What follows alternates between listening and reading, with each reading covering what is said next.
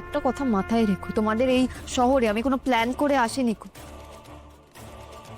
ঠাকুর কপালের ফেরে আমাকে এখানে এনে ফেলেছি। আমিও এখন ঠিক করেছি ঠাকুরের দেওয়া সব পরীক্ষায় আমি পাস দেব,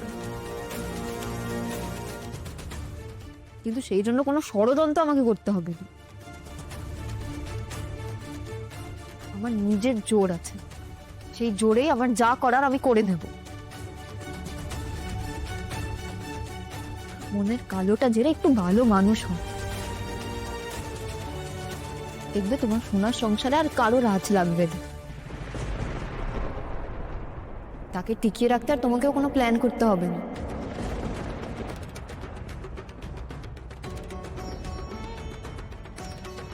ঠিক, একদম ঠিক বলেছ লাজু।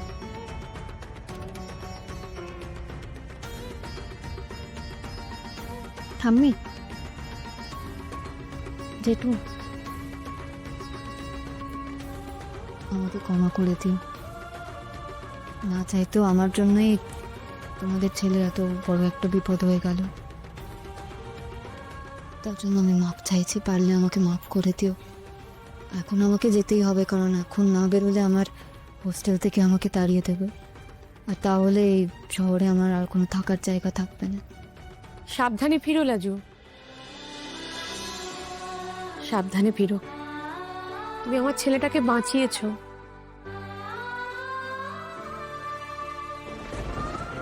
তার জন্য তোমাকে অনেক ধন্যবাদ।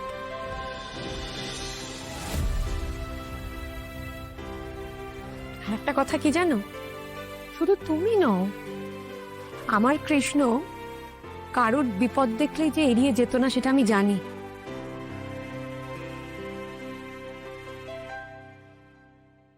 সেই শিক্ষা আমি আমার ছেলেকে দিয়েছি।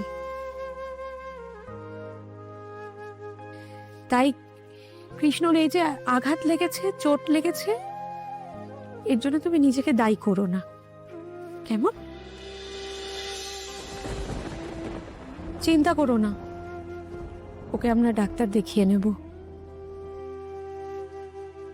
আর কৃষ্ণ কেমন আছে সেটা কেউ না কেউ ফোন করে তোমাকে জানিয়ে দেবে। শুনলি তো, ছোট বৌমা আপনি বললো তুই কৃষ্ণকে বাঁচিয়েছিস।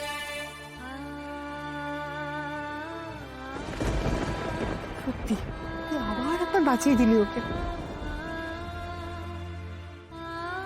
তোকে মাফ করার আমরা কে? একজন সব দেখছেন।